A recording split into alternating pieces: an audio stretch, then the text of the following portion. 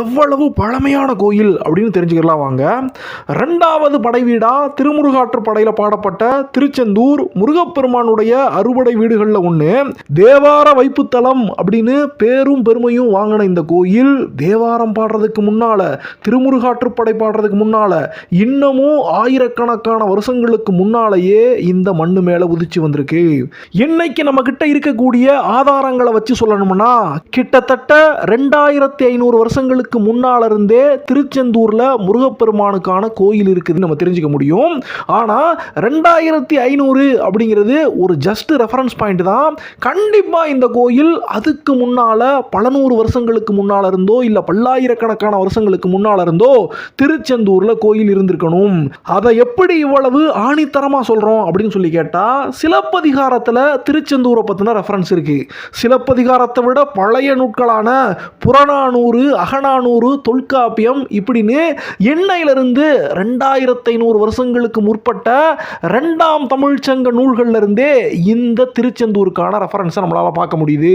தொல்காப்பியத்திலேயே திருச்செந்தூரை பத்தி முக்கியத்துவப்படுத்தி சொல்லப்படுது அப்படின்னா அதுக்கு முன்னால எத்தனை 100 வருஷங்களுக்கு இந்த கோயில் பழமையானதா இருக்கணும், எத்தனை ஆயிரம் வருஷங்களுக்கு இந்த கோயில் பழமையா இருக்கணும் அப்படி நம்ம நினைச்சு பார்த்துக்கலாம். சரி, நம்ம கிட்ட இருக்கக்கூடிய வரலாற்று ஆதாரங்களை வச்சு மட்டுமே பேசுறோமே, ஆனா ஆதி காலத்துல புராண காலத்திலேயே இந்த கோயில் உருவாயிருக்கணும் அப்படின்னு சொன்னா எந்த சமயத்துல இந்த கோயில் உருவாயிருக்கு அப்படின்னு சொல்லி கேட்டா, சூரபத்மனை அழிக்கிறதுக்காக சிவபெருமான் ஆறுமுகனை தோற்றுவிக்கிறாரு.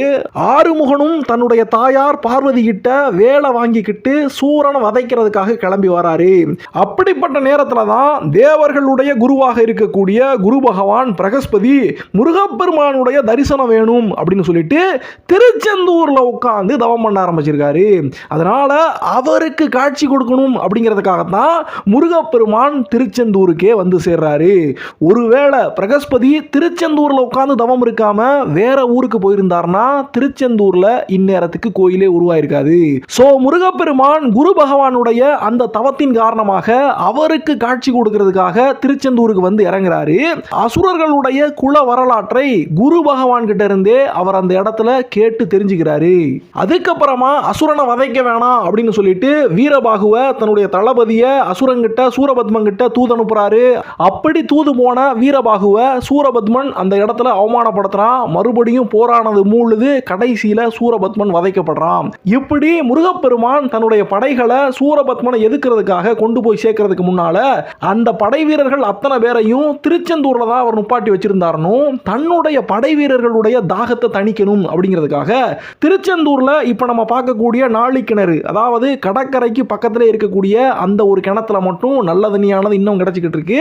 அந்த இடத்துல தன்னுடைய வேளால குத்தி நல்ல தண்ணி நாளி கிணற உருவாக்கி தன்னுடைய படை வீரர்கள் அத்தனை பேருக்கும் தண்ணி கொடுத்தாரு அப்படின்னு சொல்லப்படுது.